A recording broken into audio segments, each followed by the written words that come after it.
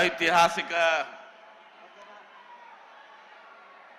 ಮೈಸೂರು ನಗರದಲ್ಲಿಂದು ನಮ್ಮ ಕಾಂಗ್ರೆಸ್ ಪಕ್ಷ ಹಮ್ಮಿಕೊಂಡಿರುವಂತಹ ಈ ಜನಾಂದೋಲನದ ಕಾರ್ಯಕ್ರಮದಲ್ಲಿ ಸ್ವಲ್ಪ ಸಮಯದಲ್ಲಿ ನಮ್ಮ ರಾಜ್ಯದ ಜನಪ್ರಿಯ ಮುಖ್ಯಮಂತ್ರಿಗಳು, ಬಡವರ ಬಂಧುಗಳು,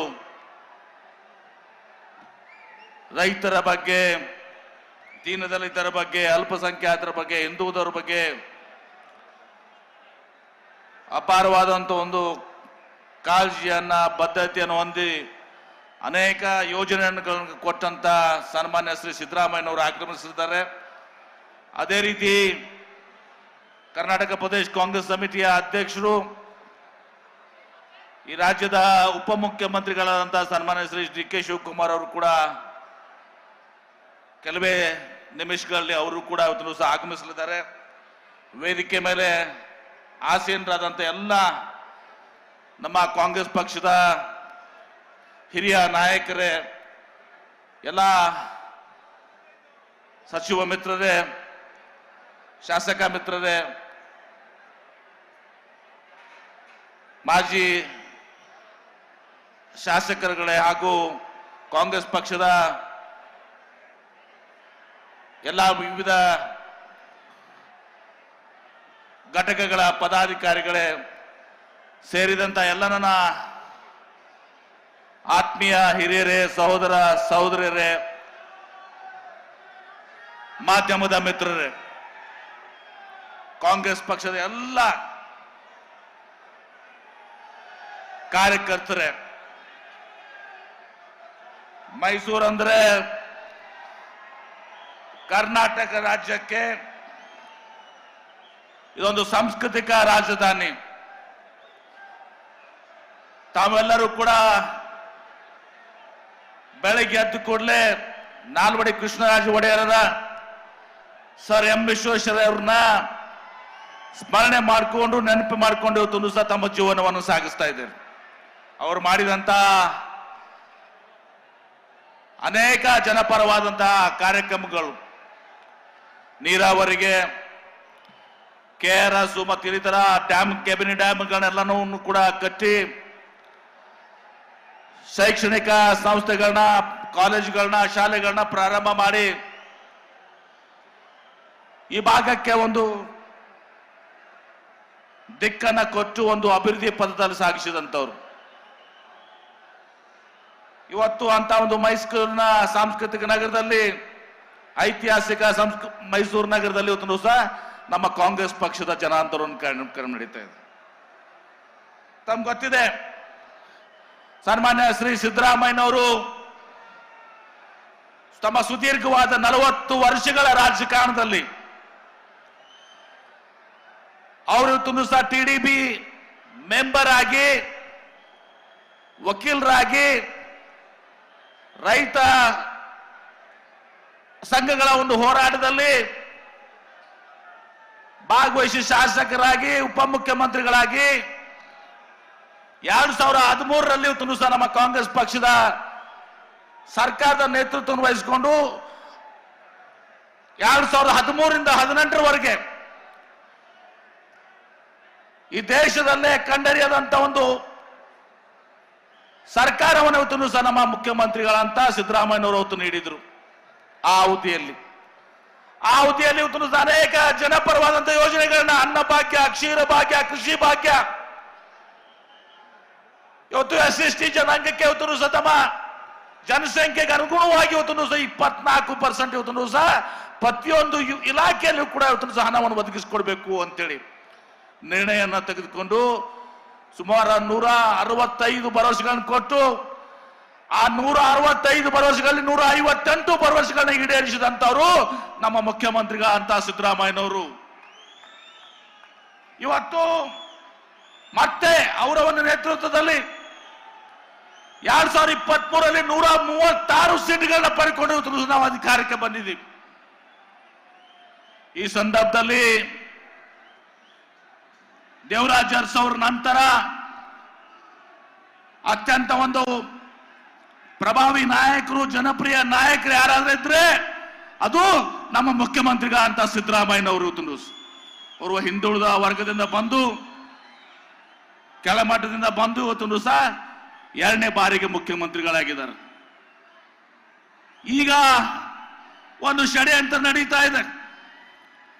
ಬಿಜೆಪಿ ಮತ್ತು ಜೆಡಿಎಸ್ ಪಕ್ಷ ಎರಡೂ ಒಗ್ಗೂಡಿ ಒಂದು ಪಾದಯಾತ್ರೆಯನ್ನು ಹಮ್ಮಿಕೊಂಡು ಸಿದ್ದರಾಮಯ್ಯನವರ ಒಂದು ವ್ಯಕ್ತಿತ್ವ, ಅವ್ರ ಘನತೆಗೆ ಒಂದು ಮಸಿ ಬಳಿಬೇಕು ಅಂತೇಳಿ ಇವತ್ತು ಒಂದು ಕುತಂತ್ರವನ್ನು ಮಾಡಿಕೊಂಡಿದ್ದಾರೆ.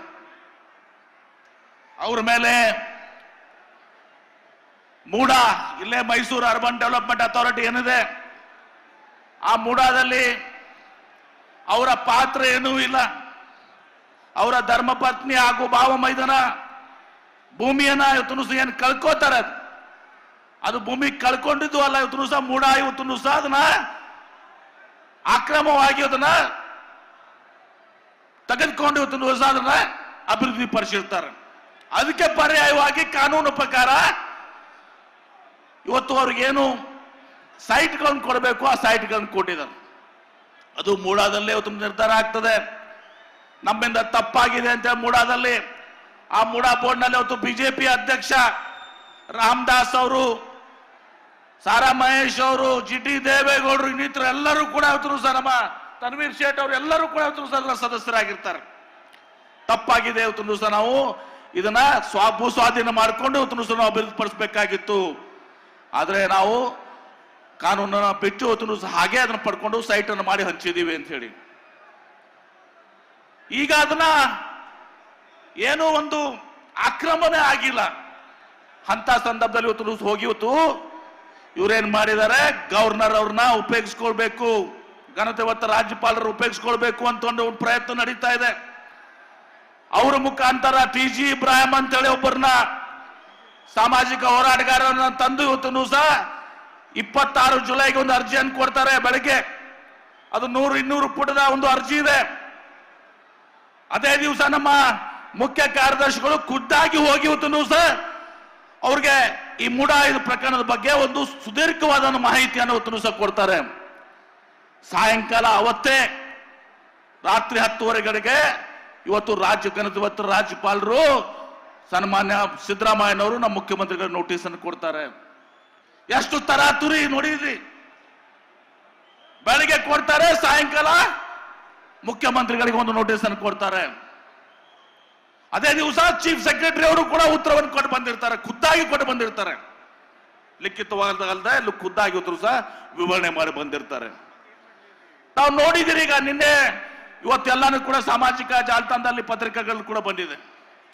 ಇದೇ HD ಕುಮಾರಸ್ವಾಮಿ ಅವರ ಮೇಲೆ ಕಳೆದ 8 ತಿಂಗಳು 10 ತಿಂಗಳದಿಂದ ಇವತ್ತು ಲೋಕಾಯುಕ್ತರು ಆ ತನಿಖೆ ಮೇಲೆ ಅವ್ರಿಗೆ ಗವರ್ನರ್ಗೆ ಪತ್ರ ಬರೆದಿರ ಅವ್ರನ್ನ ತಾವು ಅವ್ರಿಗೆ ನೋಟಿಸ್ ಅನ್ನು ಕೊಡಬೇಕು, ಪ್ರಾಸಿಕ್ಯೂಷನ್ ಅವಕಾಶ ಕೊಡಬೇಕು ಅಂತ ಹೇಳಿ.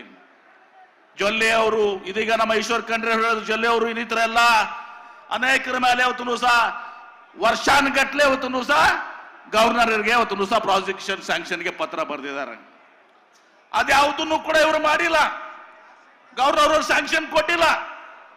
ಆದ್ರೆ ಒಂದೇ ದಿವಸ 12 ತಾಸದಲ್ಲಿ 10 ತಾಸದಲ್ಲಿ ಇವತ್ತು ಸಹ ಮುಖ್ಯಮಂತ್ರಿಗಳಿಗೆ ನೋಟಿಸ್ ಕೊಡ್ತಾರೆ. ಇದ್ರ ಮುಂದೆ ದುರುದ್ದೇಶ ಏನಿದೆ, ಘನತೆವತ್ತ ರಾಜ್ಯಪಾಲರ ಮೇಲೆ ಏನು ಒತ್ತಡ ಇದೆ, ಇದೆಲ್ಲವೂ ಕೂಡ ತಾವು ಅರ್ಥ ಮಾಡ್ಕೋಬೇಕು. ಆದ್ರೆ ನಮ್ಗೆ ವಿಶ್ವಾಸ ಇದೆ, ಘನತೆವತ್ತ ರಾಜ್ಯಪಾಲರು ಇವತ್ತು ಇದರೆಲ್ಲವನ್ನ ಕಡ ನಮ್ಮ ಉತ್ತರವನ್ನು ನೋಡಿಕೊಂಡು ಇವತ್ತು ಇದರಲ್ಲಿ ಏನೂ ಹುರುಳಿಲ್ಲ, ಇದು ಒಂದು ಷಡ್ಯಂತ್ರ, ಇವತ್ತು ಸಿದ್ದರಾಮಯ್ಯನವರು ಇದರಲ್ಲಿ ಭಾಗಿಯಾಗಿಲ್ಲ ಅಂತ ತಿರಸ್ಕಾರ ಮಾಡ್ತಾರೆ ಅಂತ ಸಂಪೂರ್ಣವಾದ ವಿಶ್ವಾಸ ಇದೆ. ಒಂದ್ ವೇಳೆ ಏನಾದ್ರೂ ರಾಜಕೀಯ ನಿರ್ಧಾರ ಆದ್ರೆ ಅದನ್ನ ನಾವು ಜನಾಂದೋಲನ ಮೂಲಕ ಜನರಿಂದ ಹೋರಾಟ ಮಾಡ್ತೇವೆ, ಕಾನೂನಿನಲ್ಲೂ ಕೂಡ ನಾವು ಹೋರಾಟ ಮಾಡ್ತೇವೆ. ಯಾಕಂದ್ರೆ ಅದರಲ್ಲಿ ಏನೂ ಕೇಸೇ ಇಲ್ಲ. ಇವತ್ತು ತಮ್ಗೆ ಗೊತ್ತಿದೆ, ಈ ಯಡಿಯೂರಪ್ಪನವರು ಮತ್ತು ಕುಮಾರಸ್ವಾಮಿ ಅವರು 20 ತಿಂಗಳು ಸರ್ಕಾರ ಮಾಡಿದ್ರು. IPL ಮ್ಯಾಚ್ ತರ 20 ತಿಂಗಳು JDS ಮತ್ತು ಬಿಜೆಪಿ. ಅವಾಗ ಇದೇ ಕುಮಾರಸ್ವಾಮಿ ಅವರು ಯಡಿಯೂರಪ್ಪನವ್ರಿಗೆ ಅಧಿಕಾರ ಹಸ್ತಾಂತರ ಮಾಡಲಿಲ್ಲ 20 ತಿಂಗಳಾದ ನಂತರ. ಮತ್ತು ಇದೇ ಯಡಿಯೂರಪ್ಪನವರು ಕೂಡ ಸಮ್ಮಿಶ್ರ ಸರ್ಕಾರ ಇದ್ದಾಗ ಈ ಕುಮಾರಸ್ವಾಮಿ ಅವರನ್ನ ಇವಾಗ ಅಧಿಕಾರಿಯನ್ನು ಕೆಳಗಿಳಿಸಿದ್ರು. ಆದ್ರೂ ಇವತ್ತು ಒಗ್ಗಟ್ಟಾಗಿ ಬಂದು ಪಾದಯಾತ್ರೆ ಮಾಡ್ತಾ ಇದ್ದಾರೆ. ಆಮೇಲೆ ಯಡಿಯೂರಪ್ಪನವ್ರಿಗೇನೋ ಪುತ್ರ ಪ್ರೇಮ ವಿಜೇಂದ್ರ ಮ್ಯಾಗ್. ಇದೇ ನಮ್ಮ ಯತ್ನಾಳ್ ಅವರು ಹೇಳಿದ್ದಾರೆ, ನಮ್ಮ ಜಿಲ್ಲೆ ಒಬ್ಬ ಶಾಸಕರು, ನಗರ ಶಾಸಕರು ಯತ್ನಾಳ್ ಅವರು ಹೇಳಿದ್ದಾರೆ, ಇವತ್ತು ವಿಜೇಂದ್ರ ಮತ್ತು ಯಡಿಯೂರಪ್ಪನವರು ಮಾರಿಷಸ್ ನಲ್ಲಿ ಹೋಗಿ ಅಕ್ರಮವಾಗಿ 10,000 ಕೋಟಿ ರೂಪಾಯಿ ಇಟ್ಟು ಬಂದಿದ್ದಾರೆ ಅಂತೇಳಿ. ಮತ್ತು ಅವರು ಕೂಡ ಅದನ್ನೇ ಹೇಳಿದ್ದಾರೆ, ಕೊರೋನಾದಲ್ಲಿ ಸುಮಾರು 2,000 ಕೋಟಿಗಿಂತ ದೊಡ್ಡ ಹಗರಣ ನಾವು ಆಪಾದನೆ ಮಾಡೋದಲ್ಲ, ಇದು ಅವರ ಪಕ್ಷದ ಒಬ್ಬ ಶಾಸಕರೇ ಇವತ್ತು ಹೇಳಿದ್ದಾರೆ ಅದನ್ನು. ಇವತ್ತು ಬಿಜೆಪಿ ಸರ್ಕಾರದಲ್ಲಿ ಇವತ್ತು ಕೊರೋನಾದಲ್ಲಿ ಯಾವತ್ತೂ ಕೂಡ ಜನ ಸಾವು ಬದುಕಿನ ಹೋರಾಟ ಮಾಡಿದಲ್ಲಿ ಸುಮಾರು 2,000 ಕೋಟಿ ರೂಪಾಯಿ ಸುಧಾಕರ್ ಅನ್ನೊಬ್ಬ ಸಚಿವರು ಈಗ ಸಂಸದರಾಗಿದ್ದಾರೆ. ಎಲ್ಲ ಬೆಡ್ ನಲ್ಲೂ ಬಿಡ್ಲಿಲ್ಲ, ರೆಮಿಡಿಸೋರ್ ಇಂಜೆಕ್ಷನ್ ನಾಗೂ ಬಿಡ್ಲಿಲ್ಲ, ಮಾಸ್ಕ್ ನಾಗೂ ಬಿಡ್ಲಿಲ್ಲ, PPE ನಲ್ಲೂ ಬಿಡ್ಲಿಲ್ಲ, ಎಲ್ಲದರಲ್ಲೂ ಹಣ ಲೂಟಿ ಮಾಡಿ ಇವತ್ತು ಸಹ ಒಂದು ದೊಡ್ಡ ಅನ್ಯಾಯವನ್ನ ಇವತ್ತು ಸಹ ಕೋವಿಡ್ ಸಂದರ್ಭದಲ್ಲಿ ಇವತ್ತು ಸಹ ಮಾಡಿದ್ದಾರೆ. ಅದೇ ರೀತಿ ಬೋವಿ ಹಗರಣ, ಇವತ್ತು ದೇವರಾಜ ಟರ್ಮಿನಲ್ ಹಗರಣ, ಇವತ್ತು ಈ ಎಲ್ಲ ಮೆಡಿಕಲ್ ಕಾಲೇಜ್ಗಳು ಮತ್ತು ಏನು ಸರ್ಕಾರಿ ಆಸ್ಪತ್ರೆಗಳನ್ನ ಕ್ಯಾಬಿನೆಟ್ ಮುಂದೆ ಬರದೆ ಸಾವಿರಾರು ಕೋಟಿಯನ್ನು ಇವತ್ತು ಸಹ ಅದನ್ನ ಹೆಚ್ಚು ಮಾಡಿ ಬೆಲೆಯನ್ನು ಹೆಚ್ಚು ಮಾಡಿ ಇವತ್ತು ಸಹ ಕಾಂಟ್ರಾಕ್ಟ್ ಕೊಟ್ಟು ಇವತ್ತು ಲೂಟಿ ಹೊಡೆದಿದ್ದಾರೆ. 1-2 ಇಂಥ ಅನೇಕ ಹಗರಣಗಳು ಇವತ್ತು ಸಹ ಬಿಜೆಪಿ ಸರ್ಕಾರದಲ್ಲಿ ಆಗಿದ್ದಾವೆ, JDS ಸರ್ಕಾರದಲ್ಲಿ ಆಗಿದ್ದಾವೆ. ಇವತ್ತು ಒಂದು ಅವಕಾಶವಾದಿಗಳು ಬಂದು ಇಲ್ಲಿ ಕೂಡಿ ಪಾದಯಾತ್ರೆಯನ್ನು ಮಾಡ್ತಾ ಇದ್ದಾರೆ. ಅದನ್ನ ತಾವು ಅರ್ಥ ಮಾಡ್ಕೊಳ್ಬೇಕು. ಅರ್ಥ ಮಾಡ್ಕೊಂಡು ಇವತ್ತು ಸಹ ಈ ಜನರನ್ನ ನಾಳೆ ಇಲ್ಲಿ ಬಂದಾಗ ತಾವು ಪ್ರಶ್ನೆ ಕೇಳಬೇಕು, ಇದೆಲ್ಲ ನಿಮ್ಮ ಹಗರಣಗಳದಾವ. ಮತ್ತು ಅಷ್ಟೇ ಅಲ್ಲ, ಇವತ್ತು ದೇವೇಗೌಡ ಕುಟುಂಬನವರು ಹಿಂದೆ ಬಿಜೆಪಿಯವರು ಪ್ರಕಟ ಮಾಡಿದ್ದಾರೆ, ಆ ಲಿಸ್ಟನ್ನು ಕೂಡ ಇವತ್ತು ನಾವು ಬೋರ್ಡಿಗೆ ಹಾಕಿದ್ದೀವಿ. ಇವತ್ತು ಎಲ್ಲಿ ಬೆಂಗಳೂರು, ಮೂಡ, ಮೈಸೂರಲ್ಲಿ, ಬೆಂಗಳೂರಲ್ಲಿ, ಹಾಸನಲ್ಲಿ ಇವತ್ತು 106 ಸೈಟ್ಗಳನ್ನ ಇವ್ರು ಕುಟುಂಬದವ್ರು ಪಡ್ಕೊಂಡಿದ್ದಾರೆ. ಅದ್ರ ಬಗ್ಗೆ ಉತ್ತರ ಕೊಡಬೇಕಾಗ್ತದೆ. ಇವತ್ತು ಸಹ ಸಿದ್ದರಾಮಯ್ಯನವರು ಏನೂ ಒಂದು ತಪ್ಪು ಮಾಡದೆ ಅವ್ರ ಮೇಲೆ ಒಂದು ಆಪಾದನೆಯನ್ನು ಹೊರಿಸಿ ಅವರಿಗೆ ಕಳಂಕ ತರುವಂತ ಒಂದು ಪ್ರಯತ್ನ ಈ ಪಾದಯಾತ್ರೆ. ಬಹುತಃ ಇತಿಹಾಸದಲ್ಲಿ ದೇವರಾಜ ಅರಸರ ನಂತರ ಒಬ್ಬ ಹಿಂದುಳಿದ ವರ್ಗದಿಂದ ಬಂದಂತ ಒಬ್ಬ ಮುಖ್ಯಮಂತ್ರಿ, ಜನಪ್ರಿಯ ಮುಖ್ಯಮಂತ್ರಿಗಳು ಈ ಸರ್ಕಾರವನ್ನ ಇವತ್ತು ಕೆಟ್ಟ ಹೆಸರು ತರಬೇಕು, ಈ ಸರ್ಕಾರವನ್ನು ಅಸ್ಥಿರಗೊಳಿಸಬೇಕು, ತೆಗೆದುಹಾಕಬೇಕು ಅಂತೇಳಿ ಇವತ್ತು ಸಹ ಷಡ್ಯಂತ್ರ ಮಾಡ್ತಾ ಇರುವಂತದ್ದು ಈ ಬಿಜೆಪಿಯವ್ರ ಹಿನ್ನೆಲೆ ತಮ್ಗೆ ಗೊತ್ತಿದೆ. ಆಪರೇಷನ್ ಕಮಲ ಮೂಲಕ ಇಡೀ ದೇಶದಲ್ಲಿ ಇವ್ರು ಎಷ್ಟೆಲ್ಲ ಇವತ್ತು ಸರ್ಕಾರಗಳನ್ನ, ಪ್ರಜಾಪ್ರಭುತ್ವದಿಂದ ಆರಿಸಿ ಬಂದ ಸರ್ಕಾರನ ಕಿತ್ತಾಕುವಂತ ಪ್ರಯತ್ನಗಳನ್ನ ಕಿತ್ತಾಕಿದಾರ ಕೂಡ ತಮ್ಗೆ ತಿಳಿದಿದೆ. ಅದಕ್ಕೆ ಇನ್ನೂ ಬಹಳಷ್ಟು ಜನ ಮಾತನಾಡೋರಿದ್ದಾರೆ. ಹೀಗಾಗಿ ನಾನು ಇಷ್ಟೇ ಹೇಳ್ತೀನಿ, ಈ ಒಂದು ಬಿಜೆಪಿಯ ಪಾದಯಾತ್ರೆ ಏನಿದೆ ಅದು ಅವಕಾಶವಾದಿಗಳ ಪಾದಯಾತ್ರೆ. ಇವ್ರನ್ನ ಅವ್ರು ತೆಗೆದಿದ್ರು, ಅವ್ರನ್ನ ಇವ್ರು ತೆಗೆದಿದ್ದಾರೆ. ಮತ್ತೆ ಇವತ್ತು ಸಹ JDSಗೂ ಕೂಡ ಸಿದ್ಧಾಂತ ಅಂತೇಳಿ ಜಾತ್ಯತೀತ, ಆ ಜಾತ್ಯತೀತ ಪದ ಇವತ್ತು ತೆಗೆದು ಅವರು ಕೂಡ ಸೇರಿಕೊಂಡಿದ್ದಾರೆ. ಈ ಜನರಿಗೆ ಇವತ್ತು ಸಹ ಒಂದು ತಕ್ಕ ಸಂದೇಶವನ್ನು ಕೊಡಬೇಕು, ತಕ್ಕ ಪಾಠವನ್ನು ಕಲಿಸುವಂತ ಕೆಲಸ ಇವತ್ತು ಸಹ ತಾವೆಲ್ಲರೂ ಕೂಡ ಮಾಡ್ತೀರಿ ಅನ್ನೋ ಮಾತನ್ನ ಸಂದರ್ಭದಲ್ಲಿ ಹೇಳಿ ನನ್ನ ಮಾತಿಗೆ ವಿರಾಮ ಹೇಳ್ತೇನೆ. ನಮಸ್ಕಾರಗಳು. ಗ್ಯಾರಂಟಿ ನ್ಯೂಸ್, ಸುದ್ದಿ ಖಚಿತ, ನ್ಯಾಯ ನಿಶ್ಚಿತ.